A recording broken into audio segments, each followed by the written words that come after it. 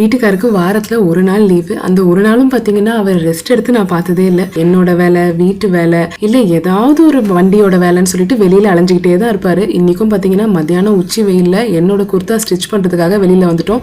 அந்த semi stitch குர்த்தாக்கு 375 ரூபாய் அதிகங்க, வேண்டாம் அப்படின்னு சொன்னதுக்கு ரிட்டர்னாவது போட்டுடலாம் அப்படின்னு சொன்னதுக்கு இல்லை பரவாயில்ல, நீ ஆசைப்பட்டு எடுத்துட்டு தச்சுக்கோ அப்படின்ட்டாரு.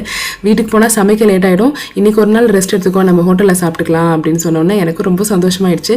எப்போ ஹோட்டலுக்கு போனாலும் சரி, நான் வந்து தனியாக தான் சாப்பிடுவேன். பாப்பாங்களுக்கு, பையனுக்கும் பொண்ணுக்கும் 2 பேருக்குமே பார்த்தீங்கன்னா அவர் தான் ஊட்டி விடுவார். ஸோ இவ்வளோ பண்ணுற வீட்டுக்காருக்கு நம்ம ஏதாவது பண்ணணும்னு மனசில் எப்பவுமே தோணிட்டு இருக்கோம். வீட்டுக்கார் பார்த்தீங்கன்னா இது வரைக்கும் செல்ஃப் க்ரூமிங்னு பெருசாக செலவே பண்ணது கிடையாது. முடி வெட்டுறது, ஷேவிங்னா கூட வீட்டு பக்கத்தில் இருக்கிற பார்பர் ஷாப்பில் 200 ரூபாய்க்கு மேலே செலவு பண்ண மாட்டார். ஆனால் எனக்கு ஒரு ஆசை, இந்த மாதிரி ஒரு ஹை அண்ட் சலூனில் அவருக்கு ஹேர் வாஷ்லாம் பண்ணி ஹேர் கட் பண்ணணும்னு.